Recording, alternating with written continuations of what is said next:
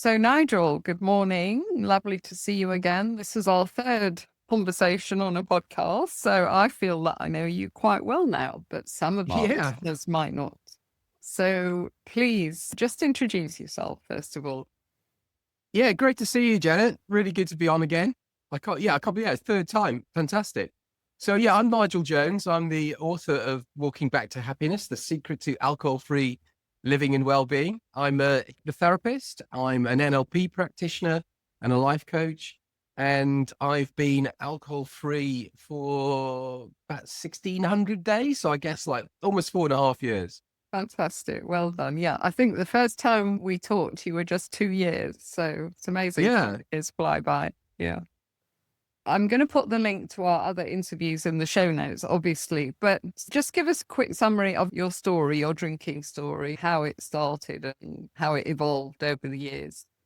Yeah, sure. So I suppose I drank for the best part of 35 years. So it wasn't until I was in my early 50s that I said, I'm done. This is it. I'm moving on from this. But if we look back on my story, I guess I started drinking in my mid-teens, growing up in Wales, and it just went through into university and went through into working life, and I just kept drinking. Everyone's story is different in terms of the amount they drink. But for me, I was drinking probably about a bottle of wine a day during the week. And then on the weekends, a bit more. And that might have a few beers put in there as well, and a couple of glasses of whiskey or whatever. So what I worked out is I was drinking something like a liter of neat alcohol a week, just by adding up all the alcohol which is contained in the wine and the beer. And over a year, that was 52 liters of neat alcohol. It's a crazy amount when you look at it from that perspective. When I wrote the book, Walking Back to Happiness, the first chapter I wrote was this chapter called the alcoholometer, which is a measure of how much neat alcohol you consume. It was one of the major turning points for me, a realization when I had perspective on my drinking, that I was drinking that much, because I think most people don't even question the amount of alcohol they're actually consuming in these contained in the bottle of wine or the glass of beer. And when you look at it in that way, it was 52 liters is crazy. It's like a bath full of booze. If you poured that down your throat, which I was doing every year, you really should be dead. It's like crazy. It's what are you doing to yourself? That was like the realization for me, or part of the realization, which I'll come on to talk a bit more about as we go through. But drinking really, I think it just became ingrained, and it was ingrained from an early age, because that's what society does. It ingrains booze as being normal. It's normalized. Yeah. And it's everywhere, isn't it? It's like we drink when we celebrate, we drink when we're unhappy. So it's births, deaths, marriages, everywhere. There's an excuse to have a drink. So my story is one of regular drinking for 35 years. And I guess being in my early 50s, my body just couldn't keep up with that anymore. I wanted to live, basically. I see my grandkids. Yeah, I just had to stop. Yeah, that's the I story. remember your before picture. You were really inflated, weren't you? And you lost. Yeah, I mean, weight when yeah, you- it was crazy. I was probably 4.5, 5 stone overweight. Outside, I didn't look good. Inside, it was terrible as well. Literally, you put on a brave face, but yeah, it was not good drinking that much alcohol. You feel down. There's anxiety. Your sleep is terrible. You don't really get a good night's sleep. So Yeah. let's talk about how you quit, because I often tell your story in my community, and a lot of ladies really like this. I am a non-drinker from day one. So talk Yeah, through sure. that.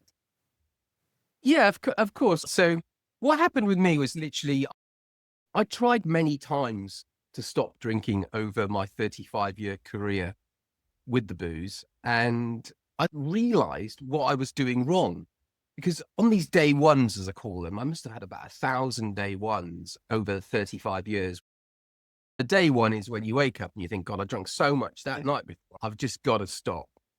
I got through day one, don't know how many times, not many, maybe 300 or 400 day ones. Day two was like a really great day, because you'd had one day off the booze and you felt really good. And it was like, well, I'm going to keep going. Well, I very rarely got to day three. I think the longest I went in the whole of that time was 6 days. And I only did that twice in 35 years. And what was I doing wrong? Because why was I failing all the time? The reality was, it was all about my mindset. And this is so powerful. If you take one thing away from this, it's this. And it's literally the way you label yourself or what you call yourself determines what is going to go on for the rest of your life. Yeah. We basically become our thoughts. What we think, it develops our emotions, and our emotions becomes our behavior. So I decided that on day one, on the successful time I've done it, which I'm now 4.5 years into this, I was going to become a non-drinker on day one. I wasn't a drinker trying to become alcohol-free. Yeah. I was actually a non-drinker from day one. I was there. And I always use this sort of metaphor of the mountain, because when you have the mindset of a drinker trying to become a non-drinker, you believe that alcohol freedom is at the top of some sort of mountain that you've got to go on this huge journey to get to, using loads of willpower, and it's going to be a real struggle. The mind creates all these struggles for you. It just adds them up and adds them up and adds them up. And in the end, you say, I can't do this. And you crack.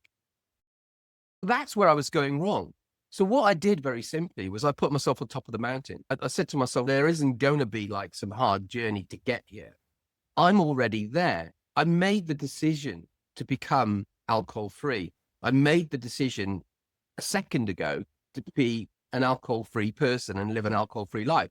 So I don't have to get there. I am there. And that's the massive difference. Because once you believe that, then everything else is easy. Because when you're at the top, you don't have the climb. And if you do fall a little bit, and by that I mean you might get a craving or think, oh God, I'd really fancy a drink, you're still at the top. So you only have to step back up to where you are. You don't have to climb all the way up there. What supports all this, and the foundation behind this thought and this way of thinking, is really understanding the power of intention. There is a Buddhist saying, which is, we live our lives at the tip of intention. And this is a very powerful statement of how this all works. And you can stop drinking based on this one saying. And really, if you unpack that, what it says is that if you intend to drink, like I intend to have a glass of wine, I'll pick the glass of wine up and I'll drink it. And that's the deed. So if you intend to do the deed, you'll do the deed. And if you do the deed enough, it becomes your habit. And if that habit continues, it becomes your character. And if that goes on, it becomes your destiny. So you can see really quickly from an intention of picking up a glass of wine, my destiny is set out before me. Look at the other side of that, flip the coin. If your intention was to go for a run and you did that daily and that became your habit, it would actually change your character, and your destiny would be to become someone who was very fit and conscious and health conscious about their body. So these intentions determine whether you're at the top or the bottom of the mountain, basically. So if you literally say, what is behind intention? What actually makes me pick the glass of wine up? The DNA of intention is values and beliefs. And values are the compass, the direction of where you want to go, the direction of your heart. And beliefs are the assumptions that you hold to be true. So who says that alcohol is good for you? Who says that alcohol gives you a great night's sleep? It's just an assumption. And if you have that belief and you believe it, then you will be at the bottom of the mountain. But if you believe that actually it's poison and it's just dressed up and sweetened, then you're at the top of the mountain, because once you change your belief system, basically the core beliefs you have are your identity. So your identity is made up of really big, solid beliefs. And those beliefs change your identity. And when you change your identity, you can change anything. So shall I go to the pub or shall I have a drink? It's not important if you're a non-drinker, you really believe you're one. If you're a vegetarian, you've never eaten meat, why the hell would I go and have a burger? I just wouldn't do it. That's a behavior. Because at the top of the pyramid, my identity is, I don't eat meat. I'm a non-drinker. I just don't drink alcohol because I believe it will kill me. It's poison. And once you have that identity change, stopping drinking, it's a nothing. It's really easy to do because you just don't believe that. I remember you were in marketing. It's the marketing industry, the liquor industry that plant these beliefs in the first place. That's why we grow up believing that alcohol is fun. We need alcohol. And that's reinforced, of course, by peer pressure, because us drinkers, I think we tend to gravitate towards other drinkers. So as a hypnotherapist, talk about how you help people overturn those beliefs. Yeah, of course. I wrote the book basically because I wanted to help as many people as possible. I wanted to share this secret that I discovered, which was it is easy to stop drinking if you know how to do it. And I wrote how I did it in the book. And having done that, I decided to retrain as a coach. And in that whole process of training, I discovered hypnotherapy as well as NLP, neuro-linguistic programming. I realized I was using a lot of the skills and tools of these subjects without knowing this was part of hypnotherapy or part of NLP. And so to study it and to really understand it and then help others use these tools became central to what I do. So that's what I do these days. In answer to the question, how can hypnotherapy help? It's important to take a step back and understand what hypnotherapy is, because a lot of people don't know what it is, or they have a misbelief of it because they're misinformed, because people's belief of hypnotherapy is based on TV shows normally, when someone is grabbed out of the audience and taken onto a stage and told to forget their name, or literally, I'm going to count to 10, but the number 5 won't exist. And everyone in the audience is laughing at them or laughing with them or whatever. It's not that at all. It's basically helping a client go into their subconscious mind and change the programs that run them so they're beneficial to their health. If you take, for example, let's take how the mind works. We have about 60 to 65% of the things we do every day, even just sitting here talking to you now, are habitual. The way you sit in a chair, the way you breathe, it's all run by programs that are operating in your subconscious mind. And drinking can actually become a program that actually runs in your subconscious mind. Oh, it's Friday, I'm going to have a drink. Oh, it's Christmas, or whatever it is, I'm going to have a drink. It's a program. Yeah. And so that program runs in the subconscious part of the mind. And what hypnotherapy does, it allows you to actually access that program and change it. So let's take a good metaphor for this, which is an iceberg.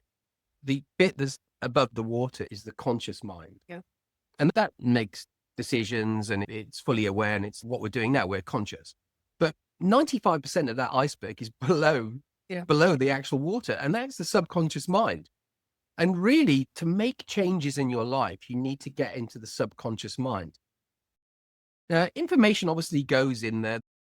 Think of the bit above the water as almost like the bouncer at the nightclub standing on the door, deciding what goes in and what goes out. Someone tells you something new for the first time. Do you believe it?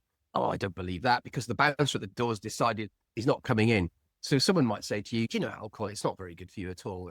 And I'm not going to believe that, because actually I know it's all right. So your conscious mind will actually push stuff off. It won't allow it in. But when you go into hypnotherapy session, it allows you to move the bouncer away from the door and actually access all the goodies inside and all the programs. And that's when you can start making the changes and actually starting looking at it from perspective. I suppose what hypnotherapy gives you is perspective. So when we go about our day-to-day lives, we have perception. And that is, I perceive this, I perceive this. It's only when you take perspective, which is when you step outside yourself and look at what you're doing, look at it from another angle, that you actually take things forward and you can change the way you are. And so in answer to the question, hypnotherapy is a very powerful science, I would say, to helping someone change the programs that run their lives. The way the subconscious mind works is very much on metaphor. It speaks the language of metaphor. So let's take an example. If you look at the brain, operates on cycles per second. In the conversation we're having now, our brains are basically operating on roughly between 15 to 30 cycles per second, which means we're wide awake and it's very quick activity. When you meditate or you go into a meditative trance, your brain cycles drop down between 8 and 14. So that's when you're sitting, you're trying to clear your mind and you're listening to your breath or sound of the birds. So you've slowed your mind down.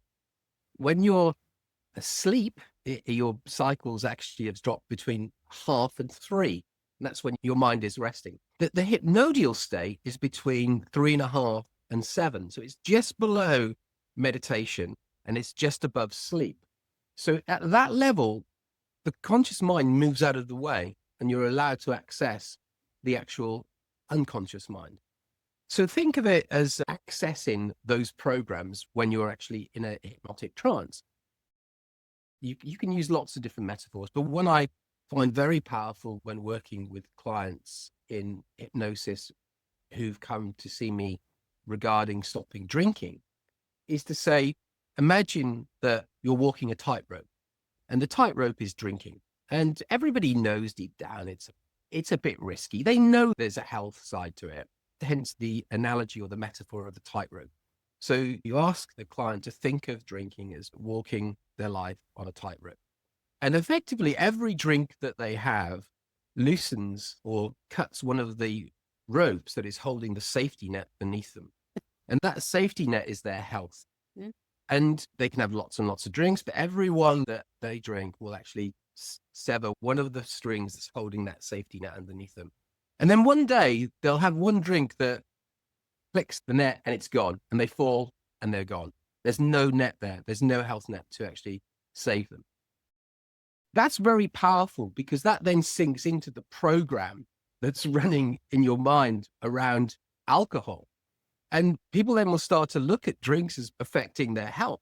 And that's a powerful metaphor suggestion to make to the unconscious mind as part of the whole package to actually start changing your beliefs around alcohol.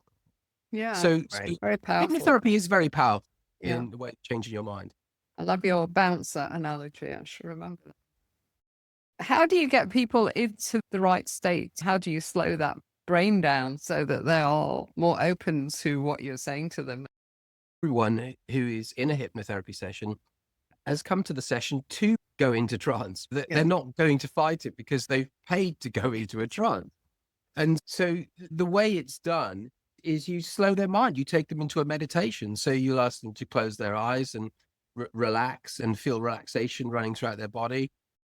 Very simply, what you do is you ask the client to close their eyes and relax the muscles around their eyes, so much so that they can't open their eyes. And then you take that relaxation, which is called catalepsy, a localized relaxation, and ask them to spread it right down throughout their body. Where the number forget comes from, which is basically used in stage hypnosis, is it allows the therapist to know what level of trance that the client has got into. So if I ask the client to count back from 10 to 1 and forget the number 7, and they do, then I'll know that they're at a certain level of trance. And it allows me to know how deep they've gone in the actual trance. And because there are different levels where you can treat different things. So it's again, like a metaphor here. If you think of there's a fire in a building and the fire's on the 4th floor, you send the fire brigade to the 4th floor to put the fire out. But if you know it's on the 3rd floor, you send them to the 3rd floor. And it's very similar in hypnotherapy. If you want to help a client cure something like habit change, you only have to go to the 3rd floor. Whereas if it's something deeper, like a deep childhood trauma, then you might need to go to the 4th floor. So it's just that number change comes from that. They've used it to make it like a stage thing, but that's where it originally comes from. Yeah, interesting. And talk to us about NLP. Do you use that as well to help people stop drinking? Yeah, all the time. So NLP is probably one of the most powerful things that you can ever learn. Again, the analogy I use on this is our human brains. They are definitely the most powerful supercomputer that exists on the planet at the moment. It's hugely powerful, but, and this is the big but, it doesn't come with an instruction manual. And NLP is probably the closest science there is, or the tools there are to actually understanding how the mind works. And it's so powerful, and it can really be used in stopping drinking. One of the most powerful things, I think, in NLP is the ability to travel in time. So if you think about our fears and anxieties, anxiety is a fear of something that's not yet happened. It's a fear of the future. But memories, the way our brains work, are made up of codes. And the brain finds it very hard to distinguish between something that's happened and has not happened. So if you believe it's happened, then it has happened. So what we could do with NLP is actually take a client on a future timeline to the future, to feel the event, to experience the event, to see it, to smell it, to taste it, to be around who's around there. So you could take someone, let's go a year from now into the future, and you've had the best year of your life. You stopped drinking for 365 days. And you say to the client, where are you? What do you look like? Who are you with? Tell me about how you're feeling. Really soak it up. And they're building a new memory of what it's like to be 1 year alcohol free. And you really let them believe it. You hold them there for 5-10 minutes, telling them everything about this memory, what's happened, what you look like, where you live, what the year was like, the whole story. And then you can anchor that by simply squeezing a finger and thumb together and let that feeling go throughout your whole body. And remember, whenever you squeeze your finger and thumb, that feeling will come back to you. And when you bring the client back to now, just simply squeezing the finger and thumb will give them the feeling of what it was like to be 1 year alcohol free. And that's really powerful, because now they have a memory of what it's like. And if there was any anxiety about, I can't do it, or it's going to be tough, you're starting to build around that and say, look, actually, you have done it. You've been there. You saw what it was like. And so you're actually using NLP tools to actually change people's beliefs about alcohol and themselves and their identities. I remember going on a kind of NLP weekend once, like a workshop thing. And the trainer there gave us all a huge sheet of paper, and she was talking about your future self in a year's time. What would your ideal life be like? I think there were some magazines there. We stuck some on and we drew, and it was a bit like a vision board. But I remember doing this, and she didn't do the anchoring, actually. That must be very powerful. But just seeing it. And then I remember I came home with this A3 sheet and I bunged it in a drawer and forgot about it. And then I discovered it sometime later, and I realized that most of those things had happened. So there's just something about showing your mind where you want to go. Yeah, there's a really powerful thing that's going on here. So basically, what you think becomes your reality. If I asked you to think about your right foot at the moment, you're now thinking about your right foot. You haven't been thinking about your right foot all day, but it's been there. So now, actually, your thoughts have become your reality. Your reality is now focused on your right foot. But if I asked you to think about you're going to become a successful photographer in a year's time, you start thinking about that. But if you think about it every day, you will become a successful photographer. You change your reality by the way you think. Yeah, it's back to your I am a non-drinker, isn't it? Yeah, so the mantras and what you say to yourself. So this is a very powerful part of NLP, is the language that you use on yourself. The voice dialogue that you're having dictates where you're going. If you say, today's going to be a great day, then there's more chance of it being a great day than if you wake up and say, oh God, it's another day. I'm so down. You determined your reality by what you think, and it's so true. And what's going on psychologically and within the brain is we have something called the rhetorical activating system, which thank God is actually shortened to RAS, R-A-S. And this is basically the looking out for you. And it's basically a prover, a thinker prover. And so your RAS, it's literally making sure that you stay alive. Yeah. It's looking for the fear or flight, and it's always on guard. If you ask it a question, it will try to find the answer. A lot of listeners will probably have had the experience that they're trying to remember the name of an actor or an actress in a movie, and they can't think of it at all. And then 3 days later, they're washing the dishes or out for a walk, and they go, Tom Cruise, right? So, and that is because they asked themselves the question, who was the actor? And in the background, the brain was continually looking and looking and looking for it. And then it gave you the answer. Yeah. So if you know that is the program that runs your body, then if you ask yourself the right questions, you're going to get the answers. So if you ask yourself, how could I stop drinking? How am I going to achieve this? Tell me like 3 great things I can do. The answers will get thrown up because your mind will be working on them. And so asking the right questions is a great tip to actually just fill in with what your body naturally does. I am going to do a year alcohol-free. How am I going to do it? Tell me. It'll work on it. And I'll tell you, you'll get the answers. And you'll be surprised. It's, oh my God, why am I thinking that way? You're thinking that way because you've asked yourself that question. Yeah, I remember a neuroscientist saying that we've got to learn to manage our brains or our brain will manage us. And she's referring back to how when we're in our caves thousands of years ago, we were wired to look out for danger because there was lots of danger and wild animals, etc.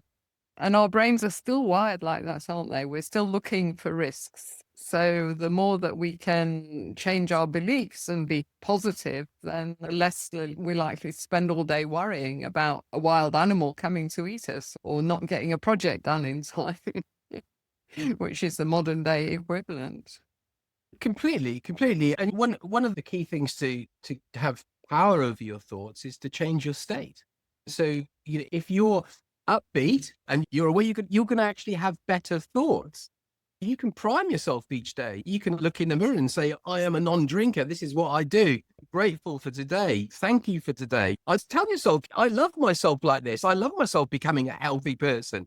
It's really positive. And then that gives you a higher state, because when we're emotional, we remember things and they go in. It's like everyone can remember where they were when Elvis died or Kennedy was shot or something big happened, 9/11.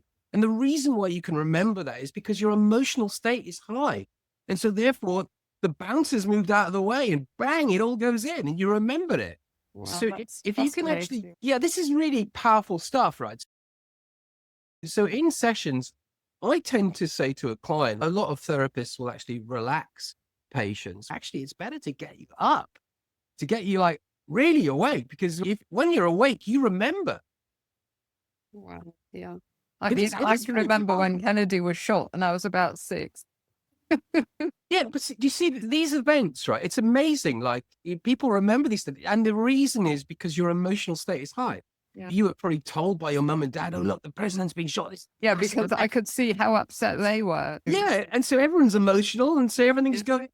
And so if you get emotional, if you change your state, you go into an emotional. So if you're in a calm, confident, joyous state, things will be remembered and they'll get ingrained more into your belief system and your memory and your program. Yeah. Let's go back to something that we talked about on a previous podcast, the tribalism of drinking. And you've got a name for the drinking tribe, haven't you? What do you call it? Yes. So this was one of the earliest things I thought about when I stopped was tribalism, because I think it's key to stopping drinking. Humans, by their very nature, live in tribes. If you look at our history or our evolution, if you weren't in a tribe, you would die.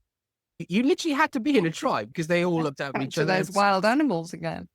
Yeah, some would go and kill them, some would cook them, some would like do the shelter. It was literally tribalism. And if you decided to leave the tribe, almost without question, literally would be the end of you because there would be no protection left for you. I thought that alcohol was similar because it's very tribal. I call it the alcohol drinkers tribe, or the ADT in the book, which is a big tribe. There's in the UK, there are 30 million members and they're all looking after each other because that's what tribes do. Because you close in and you say, yeah, drinking's good. Drinking's all right. I drink. Why not? And if someone says, I'm not going to have a drink, and that's a big problem for the tribe initially. It's what? Why? What's wrong with you? So all the tribe stuff is coming out.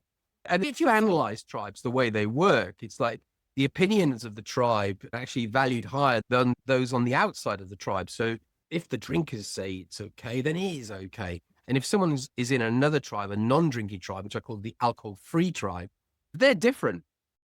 Don't believe what they say because they're another tribe.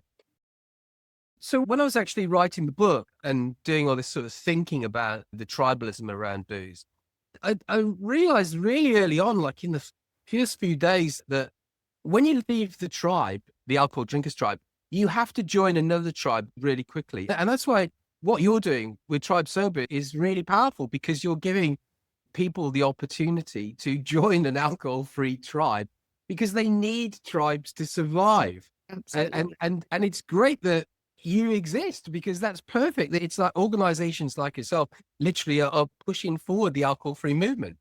So Yeah. yeah, it's really powerful Yeah, 'cause stuff. we can see when people join us the first time they're on a Zoom cafe or something, they're so relieved to discover Yeah. it's not just them, that they're not broken, and that there is fun and laughter, etc., in the alcohol-free tribe. We're not a bunch of weirdos or a cult or anything. So it's fascinating. And I love the way that when people join our tribe and they introduce themselves, they often cry and they're quite okay to be vulnerable, and that there's such a power in that, I think, when people really talk from the heart rather than all the jolly banter that you get in your ADT. Yeah, completely. And yeah, there's authenticity, there's clarity. It's one of the best things you can do. And spreading the word, which is what you guys do, is fantastic. Yeah, good on you. Yeah, you too. Talk about your plans for the future. What's happening in Nigel land? Loads, as usual. Tell us then. Tell us everything. I'm really driving the hypnotherapy forward. I went back to university to do that like last year. And so now I'm qualified. I've spent this year really building that and just enjoying it, really, enjoying working with people, both on a one-to-one and a group basis. I'm working not just on habit change, but loads of things. So I work on weight loss, anxiety, phobias.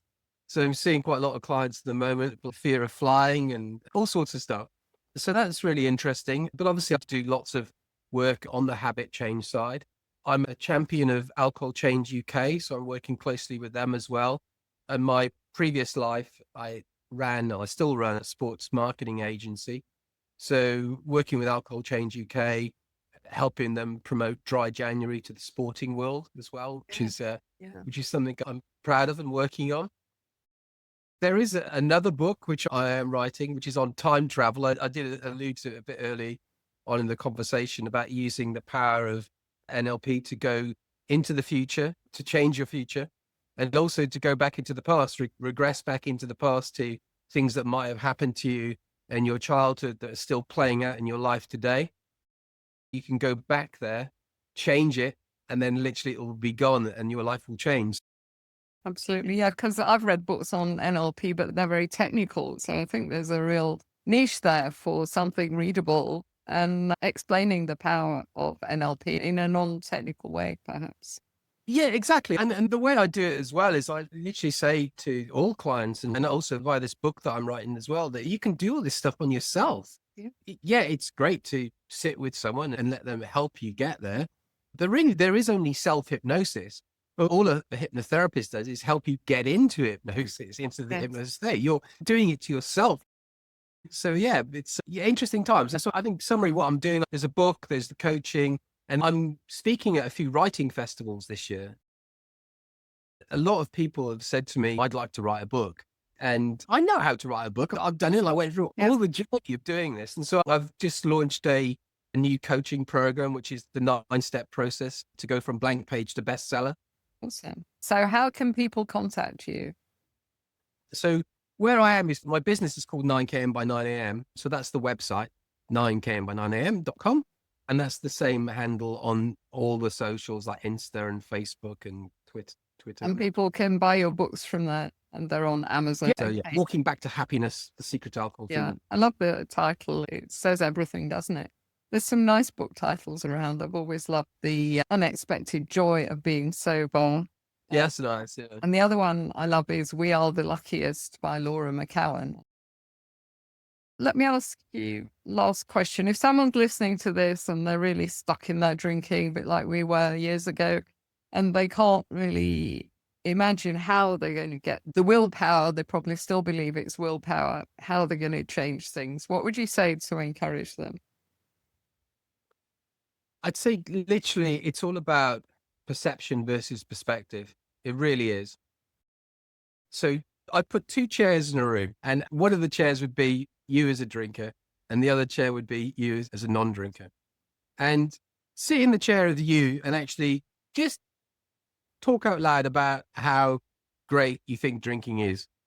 And then all the upsides, and maybe if you think there are any downsides as well. And then go and sit in the other chair and do this, answer the same questions. But now you're a non-drinker, and really believe you are one as well. That gives you perspective, and you'll see immediately different answers coming out. And the tip is this. The tip is not to ask your current self the answers to your questions your mind is throwing up. Ask your future self, because your future self is the future you, and it knows the answers that you want. And so if it's only by asking the future self, shall I have a drink? They're going to say no. If you ask the future self, you've got the answer. So don't ask the current self, ask the future self, the guy in the other chair, because he'll basically be your best ally. He'll be your best confidant, and he'll give you the answers that you really need, which will take you to your destiny, take you through your new habit of non-drinking. Brilliant. Yeah. That's also an NLP technique, isn't it? Sitting somewhere else to help you to get in the perspective of someone else's point of view or your future self. Yeah. Exactly. Yeah, exactly. You don't just have to have two chairs. You could have three or four. Yeah. And you could put in the other chair your child or your dad or your partner. Ask them what they think. So get their perspective.